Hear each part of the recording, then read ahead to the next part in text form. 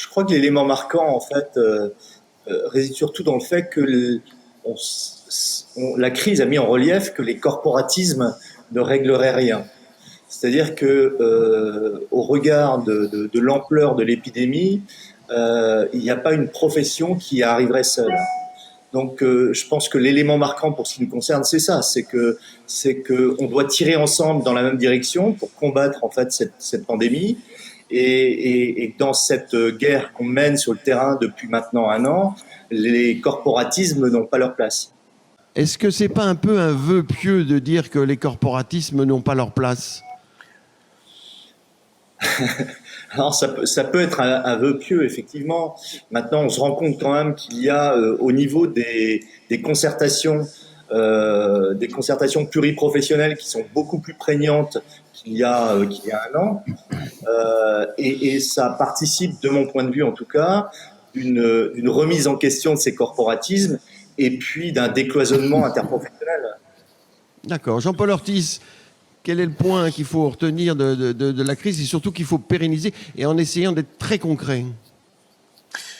Ce qu'on a constaté pendant la crise, c'est que sur le terrain, les professionnels de santé, les médecins libéraux, les médecins hospitaliers, arrivaient à s'organiser eux-mêmes et à collaborer.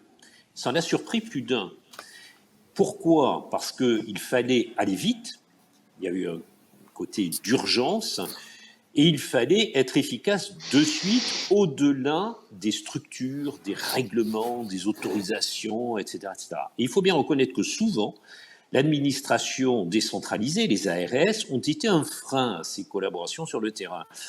Mais elles ont été obligées de fermer un peu les yeux, et comme je dis souvent, le fonctionnement en mode dégradé, qu'est-ce qu'on était bien, et qu'est-ce qu'on a pu aller vite, et qu'est-ce qu'on a pu être efficace.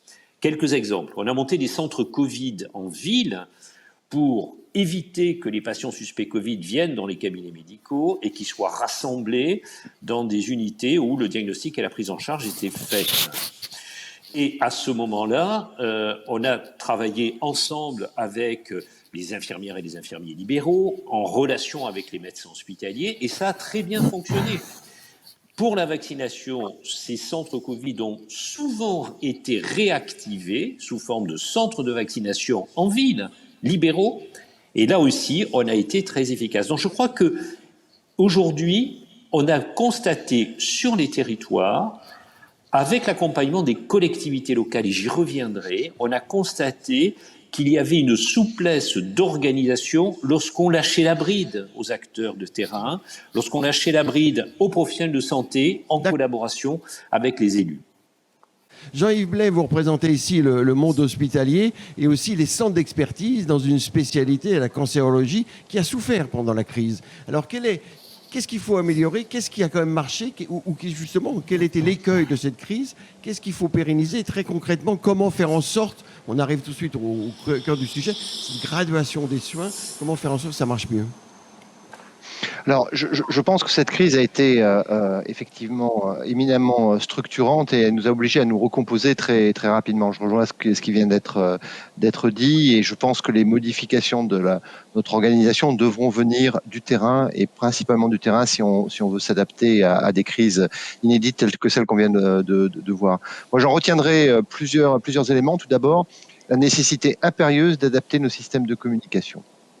On a vu que les déplacements étaient un problème et on a vu que d'ailleurs l'absence de déplacement pour des patients qui présentaient des symptômes pouvait être une source de retard. Ce que nous avons pu faire au sein des centres de lutte contre le cancer, c'est organiser une communication auprès de nos patients à travers courrier électronique, différents outils de communication qui ont été à la fois très réactifs et très appréciés, rendant d'ailleurs, c'est assez remarquable, relativement caduques les hotlines. Maintenant, on s'est aussi rendu compte, et c'est sans doute quelque chose sur lequel nous devons travailler avec les professionnels de la ville, que beaucoup de patients n'étaient pas connectés sur le plan électronique, et on le sait bien.